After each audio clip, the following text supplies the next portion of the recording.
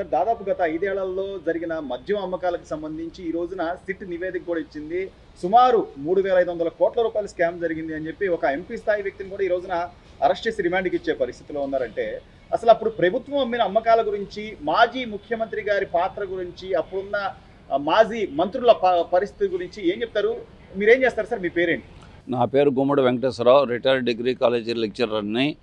నేను social media ద్వారా, news పేపర్ల ద్వారా, వీడియోస్ ద్వారా, ఛానల్స్ ద్వారా తెలుసుకున్నది ఏంటంటే, ఈ గత ప్రభుత్వం ఈ లిక్కర్ స్కాము సొంతంగా తయారు చేసి చౌకరకం మీ ప్రజల్ని దోసేశారో, అనారోగ్యం చేశారో, విషం ఇచ్చి చంపేశారో. ఎన్నో వందల కుటుంబాలు రోడ్డున పడిపోయినాయి. దీనికంతా కారణము మాజీ ముఖ్యమంత్రి, వారి మంత్రుల అనుచరులు, వారికి సపోర్ట్ ఇచ్చిన గ్యాంగు ముఠా. సో అప్పుడు మీరు చూసుంటే అసలు అప్పుడు తాగిన అంటే మద్యం సేవించిన వాళ్ళ పరిస్థితులు ఎలా ఉండేవి, ఆ కుటుంబాల పరిస్థితి ఎలా ఉండేవి, ఎంతోమంది అనారోగ్యాల బారిన పడిన వాళ్ళ పరిస్థితులు మీరేమైనా ప్రత్యక్షంగా చూసిన సందర్భాలు ఉన్నాయా సార్? నేను ప్రత్యక్షంగా చూసిన పేపర్లోను, వీడియోలోను, మాస్ మీడియాలోను చూస్తున్నాను.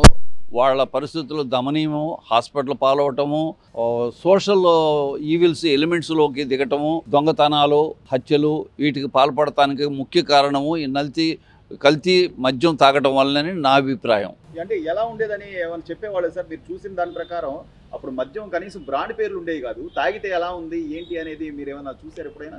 నాకు నా స్నేహితుల్లోనూ ఎవరు లేరు, కానీ ప్రజల్లో టాక్ ఏంటంటే ఇంత నాసిరకం మద్యం ఇంతవరకు జీవితంలో ఎప్పుడూ కూడా ఎవరు విని ఎరుగురని చెప్పుకుంటాం వింటున్నాను. సో అప్పుడు అంత స్కామ్ సుమారు అధికారికంగానే 3,500 కోట్ల స్కామ్ జరిగింది అంటే అప్పుడు ఆ గత 5 ఏళ్ల అమ్మకాల్లో ఎంత జరిగి ఉంటుంది? అసలు సంపూర్ణ మద్యపాన నిషేధం చేస్తున్న జగన్మోహన్ రెడ్డి గారు ఎలా ఈ మద్యం అమ్మకాలు జరపగలిగారంటారు? అది కూడా నాసిరకంగా. అది పూర్తిగా ఎలక్షన్ స్టంటు, పబ్లిక్ను మోసం చేయటానికి, ఓట్లు సంపాదించుకోవడానికి చేసిన జిమ్మెక్కే కానీ మనసులో మాత్రం మద్యం ద్వారానే వాళ్ళు పూర్తిగా ఇన్కమ్ చేసుకోవాలి, అందుట్లో క్యాష్ రూపేణగానే చేసుకునే ఉద్దేశంతోనే ఈ పాలసీని తీసుకొచ్చారు. డిజిటల్ పేమెంట్స్ కూడా ఉండేవి కాదు. అవునండి. సో దీని మీద అంటే ఈ మొత్తం వ్యవహారానికి సంబంధించి సూత్రధారు ఎవరు ఉన్నారో కఠినంగా శిక్ష పడాలంటారా సార్? మాజీ ముఖ్యమంత్రి, వారి అనుచరులు, మంత్రుల అనుచరులు, ఇంకా వారికి సహాయంగా చేసిన బృందం మొత్తం కూడా జైలు పాలవ్వాలని నేను కోరుకుంటున్నాను.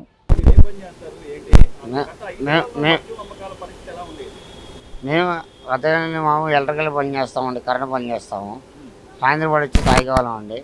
అది ఇప్పుడు ఏంటంటే ఆ మందు తాగి జగన్ ప్రభుత్వంలో చాలా వరకు ఆ మందు ఆలగాలు ఎక్కువైపోయి చాలా వరకు నాశనం అయిపోయాం. కుర్రాళ్ళు బ్యాచ్ చేయవాడు ఎవరు కూడా, ఏ వర్కర్ కూడా పని చేయలేకపోయాడు. ఏ వర్కర్ కూడా చేయలేక ఎప్పుడు కాలేజీ లేదు, ఒంట్లో బాగాలేదు, హాస్పిటల్ కావాలి, పని కూడా వర్క్ లేదండి. వర్క్ లేదు అసలు. 100 మంది అంటే పని చేయడానికి ఇంట్లో ఫ్యామిలీ కూడా గడిచేది కాదు. ఫ్యామిలీ గడిచేది కాదు. అది ఇసుక లేదు, వర్క్. ఆ మందు తాగితే ఎట్లా ఉండదండి అంటే మామూలుగా అంటే ఆలకలగలు అయిపోయి తిండి కూడా తినేవాళ్ళం కాదు. ఎంతసేపు మందు మీద బానిస అయిపోయేవాళ్ళం. బానిస అయిపోయి తర్వాత ఏంటంటే వర్క్ వెళ్ళేవాళ్ళం కాదు. మేము వర్క్ వెళ్ళేవాళ్ళం కాదు.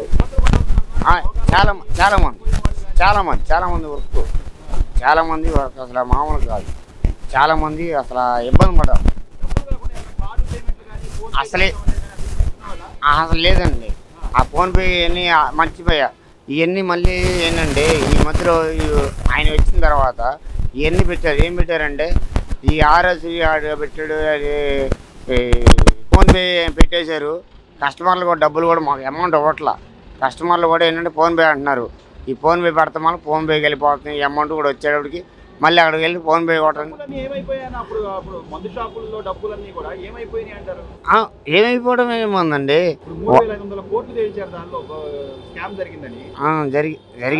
జరిగిందండి. కంపల్సరీ కాదంట్లా. కాకపోతేనంటే అది జరిగింది. అది ఎట్లా జరిగిందంటే వాళ్ళు చేసుకున్నారండి. అది మనకు సంబంధం లేదు. అది వాళ్ళు చేసుకున్నారు. వాళ్ళు జగన్ చేసుకున్నారు. చాలామంది అండి సార్. మా ఫ్రెండ్ సర్కిల్లోనే దాదాపు 300 మంది మేము బ్యాచ్ వర్కర్లమే. మేము ఏమైందంటే మందు తాగి లివర్లో పాడైపోయినాయి. హాస్పిటల్కి వెళ్తే హాస్పిటల్ కూడా సరిగ్గా చూసేవాళ్ళు కాదు. హాస్పిటల్కి వెళ్తే డైరెక్ట్గా చేయించుకునే వాళ్ళు కాదు. ఆధార్ కార్డు కావాలన్నారు, రేషన్ కార్డు కావాలన్నారు. అన్ని లిస్టులో పెట్టేశాడండి ఆయన. చాలామంది అండి, దాదాపు మా వాళ్ళు ఫ్రెండ్ సర్కిల్ అనే ఒక 20 మంది చనిపోయారు. 20 మంది చనిపోయారు. మద్యమే లేకుండా చేస్తా అన్న వ్యక్తి నాసిరకం మద్యం అమ్మి అంతమంది చావు కారణం అంటే ఉండాలండి. మొత్తం అది న్యాయంగా, అది కరెక్ట్ కాదుగా, ఉండాలండి. అది మొత్తం అనేది ఉండాలి. కాకపోతే మరీ అంత మొత్తం చేశాడండి ఆయన. ఆయన చేస్తాం అది కరెక్ట్ కాదు. అది శిక్ష పడాలండి కంపల్సరిగా. ఎందుకంటే ఆయన చేసిన పనికి అది కరెక్ట్ కాదు. అది శిక్ష పడాలండి. ఎందుకంటే ప్రతిదానికి కూడా ఆయనకి వచ్చిన తర్వాత, ఆయన సీఎం సీట్లో కూర్చున్న తర్వాత ఎప్పుడు కూడా న్యాయం జరగల ఎవరికి కూడా. అమ్మ నాన్న కానీ పిల్లలు అమ్మ తిండి పెట్టల కూడి పరిస్థితి అయ్యేది మాకు. తీసేసారు, అన్ని చేశారండి. అన్ని తీస్తాం మూలంగా అది ఒకటి. ప్లస్ ఏంటంటే వర్క్ బంద్ లేకపోవడం, బంద్ కూడా ఆలకలకలు అయిపోయినాయి సార్. ఆలకలలు అయిపోయినాయి సార్. ఆలకలలు అయిపోవడం కుర్రోళ్ళు అందరూ మందుకి బానిస అయిపోయారు. బానిస ఉంటారండి. కష్టపడే వాళ్ళు ఎవరైనా సరే తాగాల్సిందే కంపల్సరీ. అది మంచి మంది అమ్మాలి.